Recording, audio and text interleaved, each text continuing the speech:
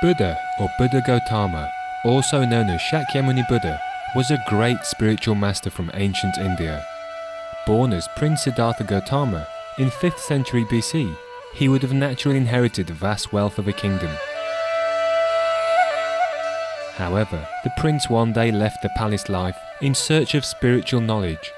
After years of contemplative seeking, the Buddha attained enlightenment under the Bodhi tree. He then shared the merits of his practice by providing a method for other sentient beings to be freed from the cycle of death and rebirth. The rich treasury of Buddha's spiritual teachings on universal truths are studied and revered to this day for their deep wisdom and compassion. Today we would like to share with you the sage teachings of the Buddha in the Holy Tipitaka, excerpted from the Tittha Sutta, Various Sectarians, 1-2.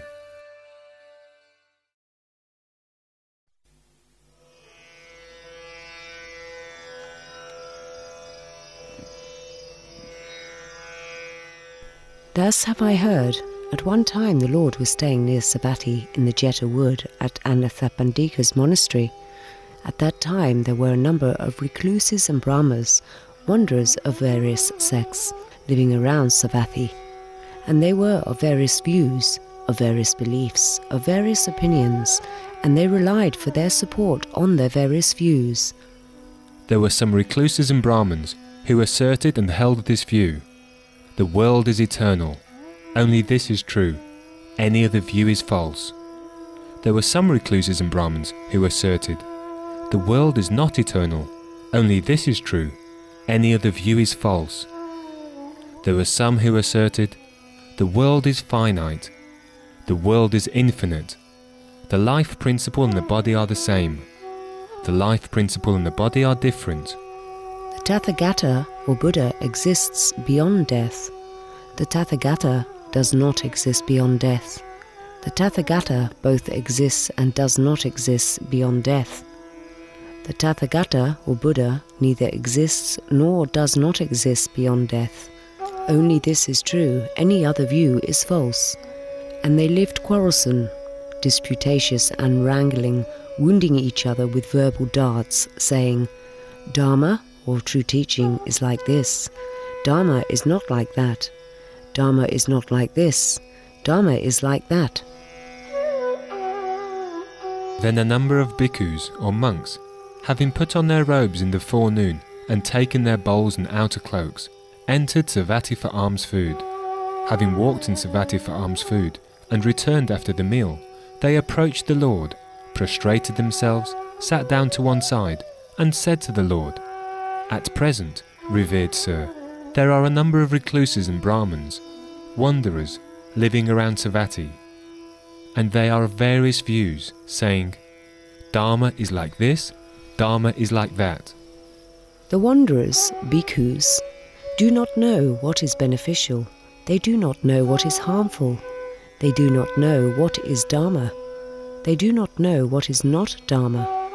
Not knowing what is beneficial and what is harmful, not knowing what is Dharma and what is not Dharma, they are quarrelsome, saying Dharma is like this, Dharma is like that.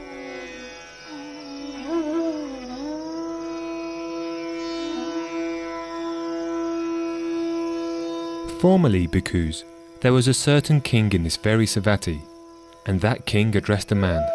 Come now, my good man, bring together all those persons in Savatthi who have been blind from birth. Yes, your majesty, that man replied, and after detaining all the blind people in Savatthi, he approached the king and said, All the blind people in Savatthi have been brought together, your majesty. Now, my man, show the blind people an elephant. Very well, your majesty, the man replied to the king, and he presented an elephant to the blind people, saying, This, blind people, is an elephant. To some of the blind people he presented the head of the elephant, saying, This is an elephant. To some he presented an ear of the elephant, saying, This is an elephant. To some he presented a tusk, the trunk, the body, the foot, the hind quarters, the tail, the tuft at the end of the tail, saying, This is an elephant. Then, bhikkhus, the man, having shown the elephant to the blind people, went to the king and said, "The blind people have been shown the elephant, your majesty. Do now what you think is suitable." Then the king approached those blind people and said, "Have you been shown the elephant?" "Yes, your majesty, we have been shown the elephant." "Tell me, blind people, what is an elephant like?" Those blind people who had been shown the head of the elephant replied, "An elephant, your majesty, is just like a water jar."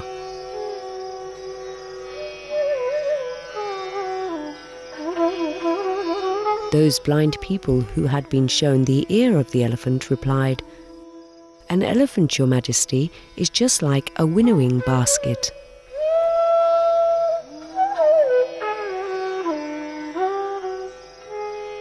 Those blind people who had been shown the tusk of the elephant replied, "An elephant, your majesty, is just like a plowshare."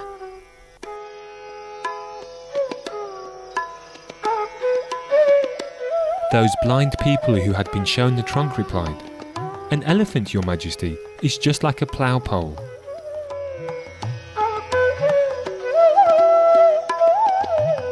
Those blind people who had been shown the body replied, "An elephant, your majesty, is just like a storeroom."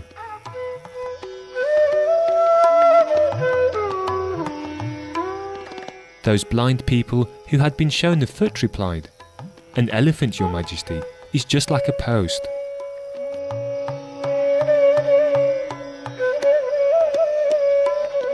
Those blind people who had been shown the hindquarters replied, "An elephant, your majesty, is just like a mortar."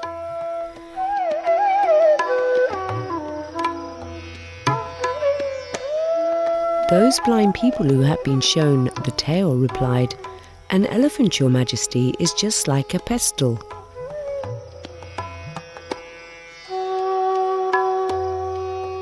Those blind people who had been shown the tuft at the end of the tail replied, "An elephant, your majesty, is just like a broom."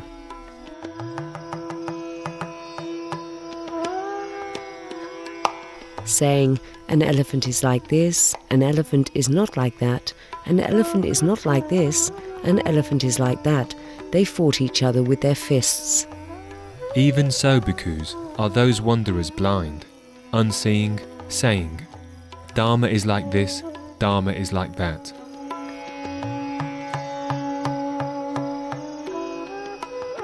Then, on realizing its significance, the Lord uttered on that occasion this inspired utterance. Some recluses and Brahmins, so-called, are deeply attached to their own views. People who only see one side of things engage in quarrels and disputes.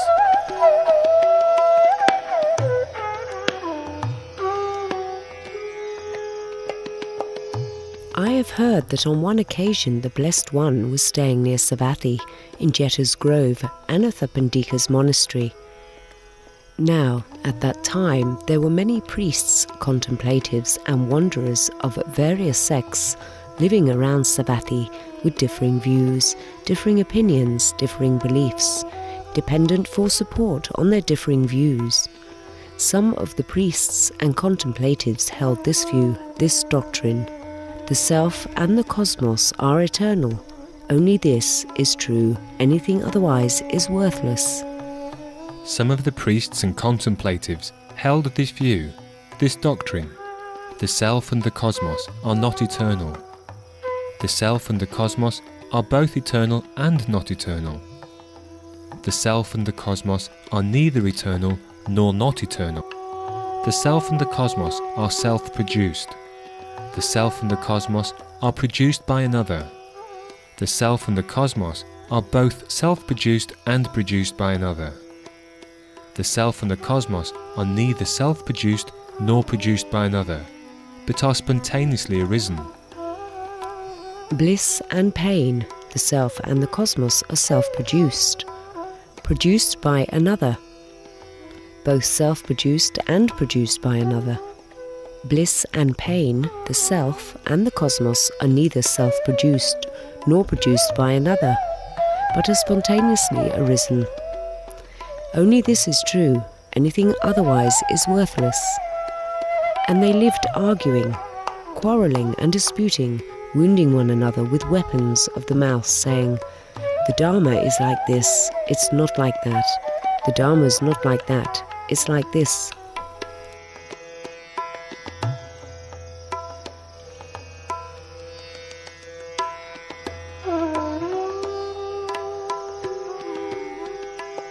Then, in the early morning, a large number of monks, having put on their robes and carrying their bowls and outer robes, went into Savatthi for alms. Having gone for alms in Savatthi, after the meal, returning from their alms round, they went to the Blessed One, and, on arrival, having bowed down to him, sat to one side.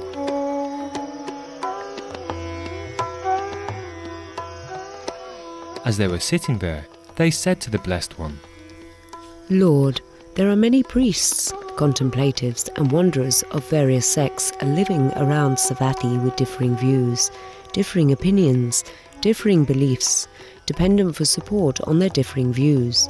And they live arguing, quarrelling and disputing, wounding one another with weapons of the mouth, saying, 'The Dharma is like this, it's not like that. The Dharma is not like that, it's like this.'" Monks, they don't know what is beneficial and what is harmful. They don't know what is the Dharma and what is non-Dharma. Not knowing what is beneficial and what is harmful, not knowing what is Dharma and what is non-Dharma, they live arguing, quarrelling and disputing, wounding one another with weapons of the mouth, saying, "The Dharma is like this, it's not like that. The Dharma is not like that, it's like this." Then, on realizing the significance of that, the Blessed One on that occasion exclaimed, "Some of these so-called priests and contemplatives are attached. They sink in midstream, falling into the plunge of darkness."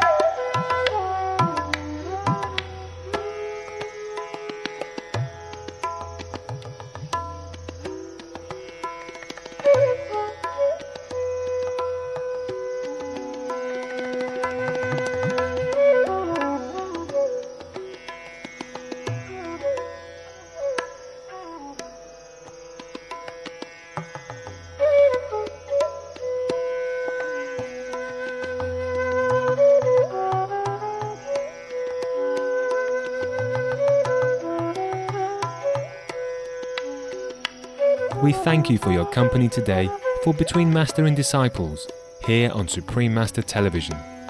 Planet Earth, our loving home, is up next after noteworthy news. Farewell and God bless. For more details, please visit www.suprememastertv.com/BMD.